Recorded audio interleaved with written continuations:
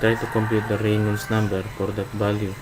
So we have your RE is equal to your D equivalent, so times the density of your air times the velocity, so velocity d2 divided by the absolute dynamic viscosity. So we have the value.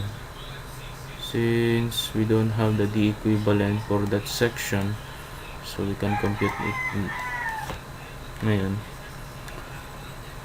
So we have your D equivalent, so that will be 2 times the height, then the width of the duct divided by H plus W, which is equal to 2 times yung height niya. So what we have height here, so this is 200 by 100, so this will be 200 mm by 100 mm, then divided by 200 mm plus 100 mm. Okay, so then we have the value of the equivalent is equal to 133.33. This is in terms of it. So let's convert this one to 0.133 in terms of meters. So since kailangan natin dito is in terms of meters, so substituting, we have 0.133 meters, then multiply it by the density of air, which is 1.21 kilogram per cubic meter, then multiply velocity d2, so we have 0.94 meter per second, then divided by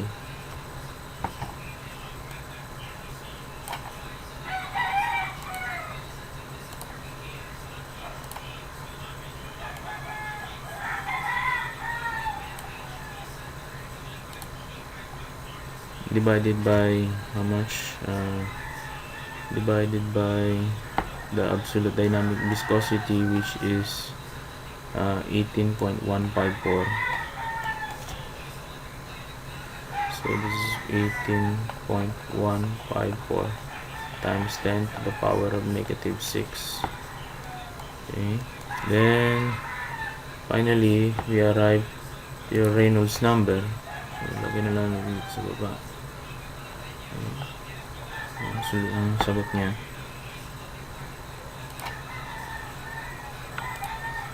So we have the value of your RE, which is 8,332, which is greater than 2,100. So the flow is again a turbulent flow. So 8,003. So in coding that one in our table, so we have 8,332. Then we have a turbulent flow. Okay, so pasan na natin to. Nilagay dito sa brush take off, or we can put it here. Sorry, so pwede natin lagyan ito, undo. So we have the size of that is 200 by 100. So we have the size of 200 by 100 mm.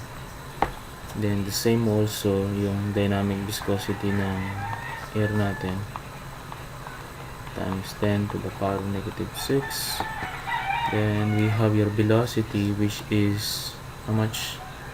0.94. so branch takeoff, we have 0.94. Then the duct length, so since the have duct here, this is branch only for now. Then duct change in elevation, so equivalent, we can put the equivalent here of how much is that one, that is 0.133.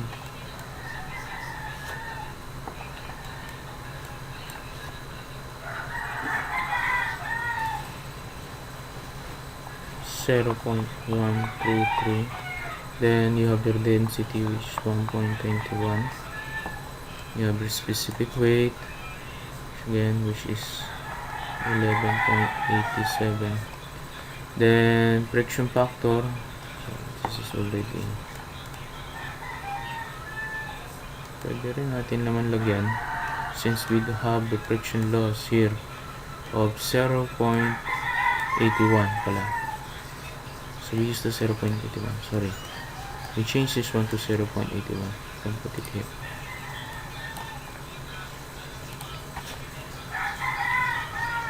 .81. Okay.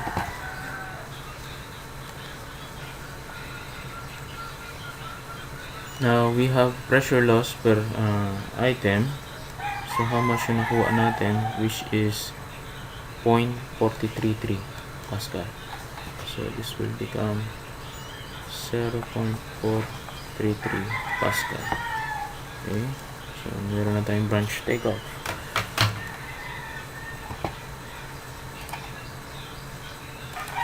Okay, so next, so nasolve natin para here branch going here. Now we are now we will focus on again yung length ng duct nito. So we have the duct here, you have your BCD here, then you have a fire damper here. Okay, so we'll focus on that one now. So let's go to your duct. So this will be inputting here duct.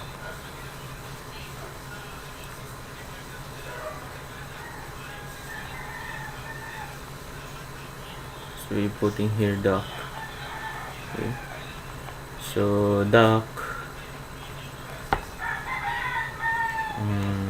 running from which one? This one is D to D2.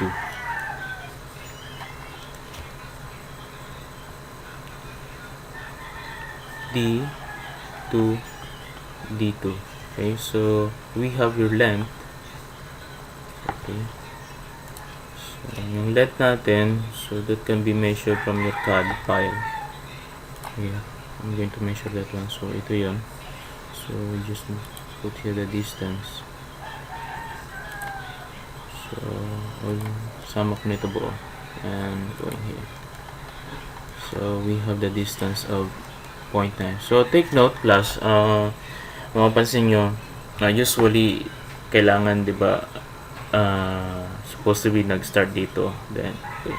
So dinagdag ko lang, sinukat ko siya as a whole starting from here. So this provide an increase in pressure duct.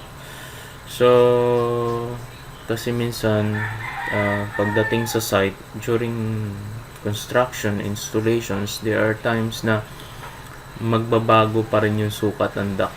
Okay, so I already experienced that 1,000 times, already thousands times, na yung mga, kasi we are not only the services being provided in the building. So nandyan pumapasok si plumbing, fire protection, electrical.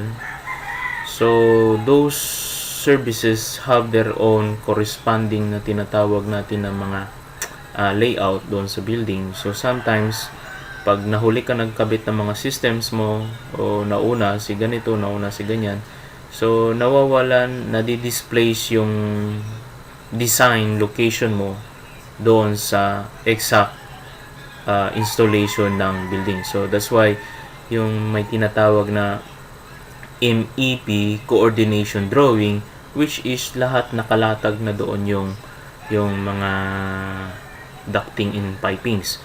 So I will show you, I still have here later on na lang. So let's focus on this one muna. Okay, so we have the length, which is 900. Okay, so put it in here. So we have 900 mm. Okay, so we have now your D equivalent. So D equivalent natin the same also, which is 0.1 0.133 meters. Then we have the value of your RE.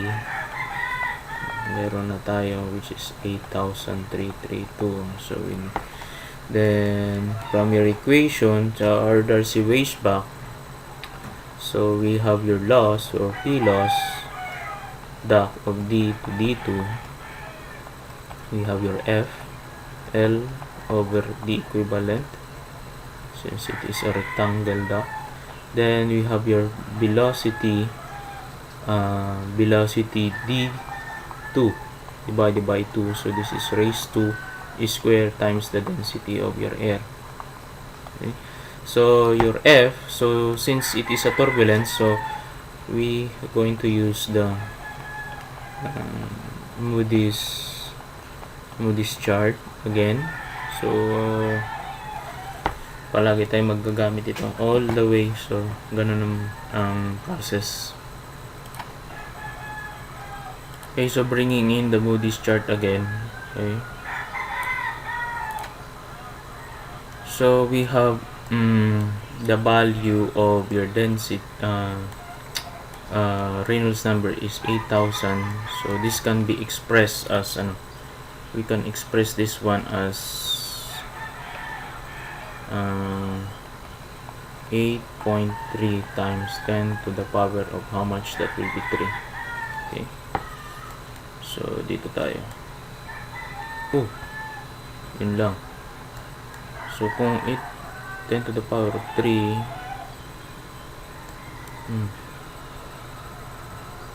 starting here, tama.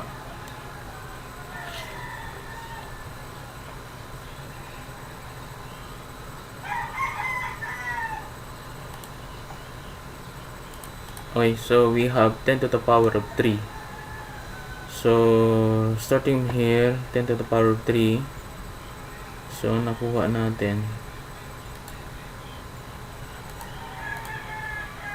So that will be, how much is that one? 8.3. So 8.3. Ayun. So somewhere this is 8.5. This is 9 and this is 10. So somewhere here. 8.3 times 10 to the power of 3. Okay class, there is some sort of correction na lang, no? Please try to correct my solution from the previous. So na-upload ko na rin yun. I forgot, starting from here, wala. So starting from here, this is already 1 times 10 to the power of 3, and this is 2 times 10 to the power of 3, and so on until here. So ang nangyari kasi from my previous solutions, so forgive me class, nagkamali ako. I started here, so ito ang 10 to the power of 4 or 10 to the power of 5 ito. So please correct my solutions na lang. So correct it in your solutions na rin. So we started here, so 10 to the power of 3. So this is 1 times 10 to the power of 3, and 2, and 3, 4, 5, 6, 7, and 8. That is raised to the power of 3. Then starting from here, we have your 1 times 10 to the power of 4, 2 times 10 to the power of 4, and so on. Okay, so please correct my solutions na lang class. Okay,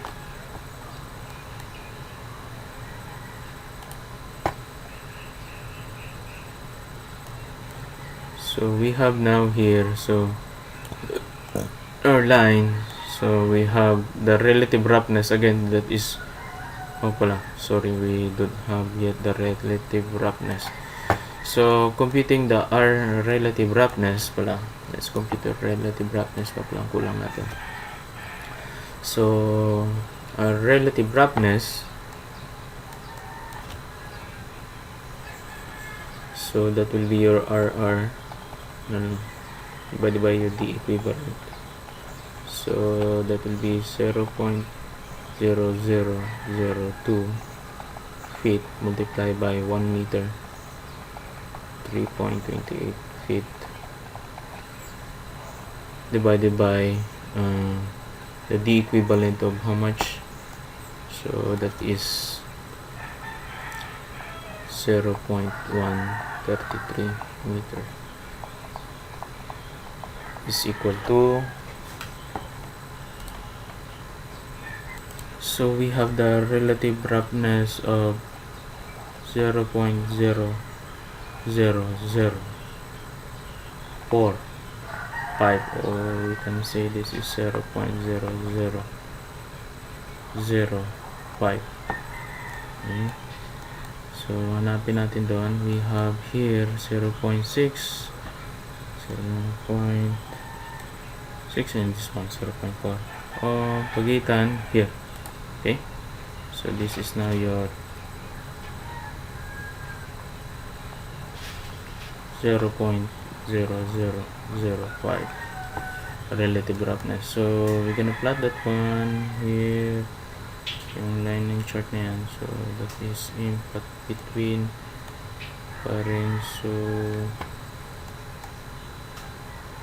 plotting that one, shapes here, okay, somewhere may converge sila dito at this point. So okay, then we plot this one here. So we have now the value, kung ito ay 0.03, so we can predict, assume the value of 0.035. okay, so we have the F now, the friction factor. Okay, so your P loss from D to D2, so that will be 0.035, then multiply by your length of your duct, which is 0. So that will be 0. Length natin 0.9. So this is 0.9 meters divided by your D equivalent, which is 0.133 meter. Then multiply it by the velocity. So ano much yung velocity natin? Velocity D2, so that will be 0.94. so 0.94 meter per second. So this is raised to square, then divided by 2, then multiplied with the density of air, which is 1.21, that is in kilogram cubic meter. So we have now your P loss, D to D2 is equal to, so we have the value of P loss of 0.1266. So let's say this is 0.113 in Pascal. Okay, so inputting that one, we have now your duct. Okay, here. So this is duct D to D2. Palitan natin kulay. So this will be supposed to be red. So we have your duct D to D2. Okay. Then so the volume flow rate is the same also for this one. So we have 18.87. Then we have 229.22. and the Reynolds number is 8,332. Then we have a turbulent flow. Then the size is of the duct is 200 by 100. Then we have viscosity 18.154 times 10 to the power negative 6. And this one is the velocity. We have 0.94. Duct length, which is 0.9 in meters. The equivalent, we have the equivalent of how much? 0.133. Duct will change in elevation, which is also 0. We don't have to change in elevation. 0.133. Air density is 1.21, and this is 11.87. Friction factor is 0.035. Then we have the pressure loss of 0.1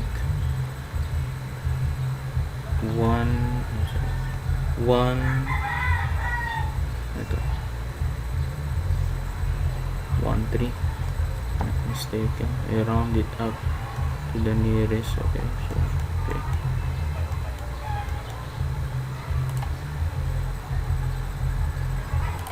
Okay, so notice dun sa drawing we have your BCD, so we'll add that one. So from here we'll add one, so that will be, this is 13, so sulatan lang natin. And we have BCD, so this is ano ito, volume flow rate nya pa rin, so 18.87, then 229.22, 8,332. So the same also turbulent flow. So the size pwede rin natin ilagay. Okay, so pwede ilagay ito. So 200 by 100 yung size ng so usually that is in duct size. Then pwede ito, we have your 18.154 times 10 to the power of negative 6. Then we have your velocity, which is 0.94 Pascal meter per second, and this is duct length we don't have, so change in elevation, okay, pass equivalent, so this will be pass. Air density, so 1.21. Specific weight, so that will be 11.87. So friction factor, so this is already pass kasi sa table tayo kukuha. Okay,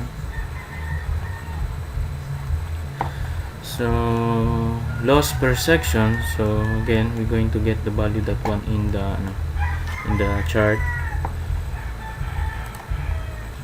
So we have now the chart. So we have the velocity of how much? So that is 0 already, no?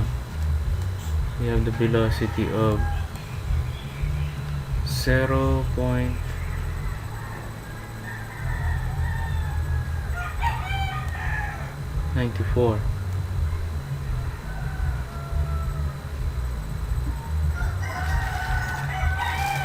So 0.94.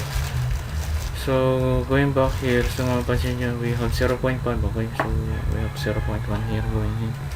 So we have plotted 1, so 0.5, so 0.94 here. Okay, tayo dito. So we have the value. Then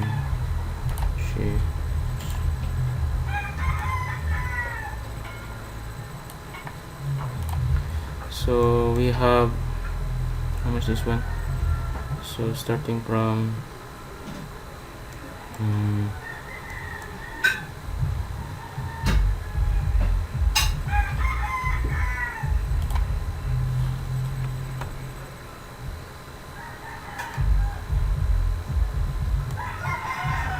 it's already negative.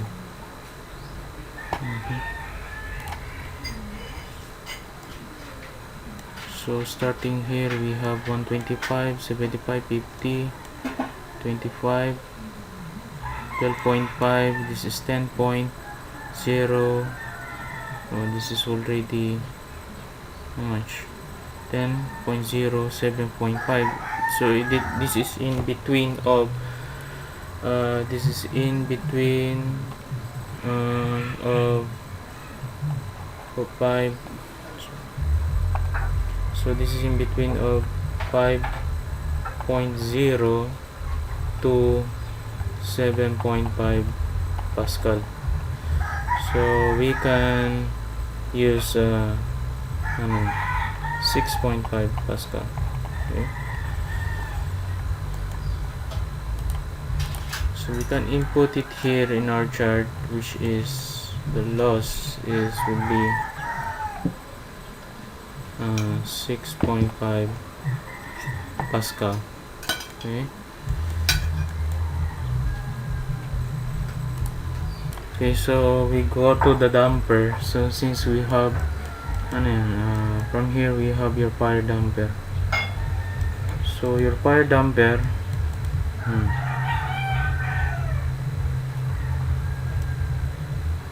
so we have the corresponding. Okay, so we have the fire damper. So lagyan natin dito, will be 18.87. Okay, is 229.22. This is 8,332. This is a turbulent flow. And the size is 200 by 100, and we have 18.154 times 10 to the power negative 6. Then we have your velocity, which is 0.94.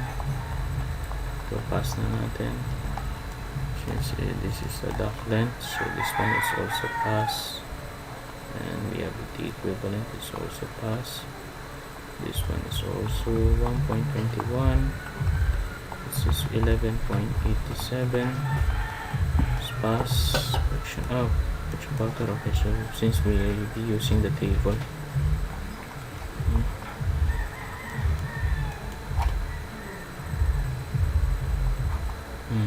okay, then so going to the chart. So we have using the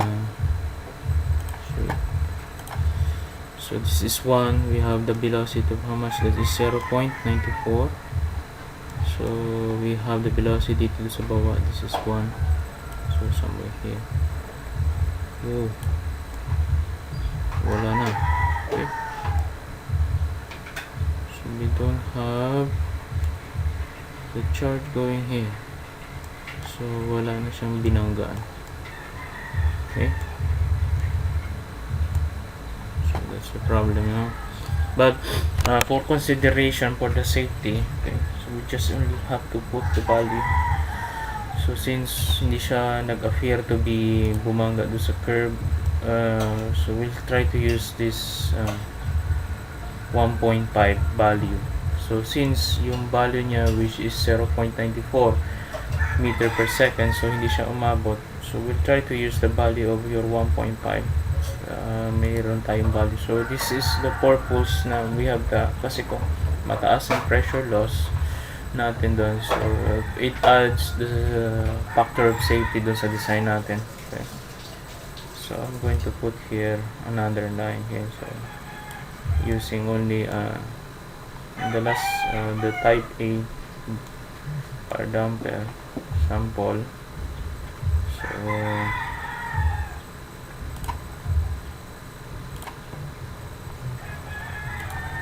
and then we have your corresponding of 0.75 Pascal. So we have the value of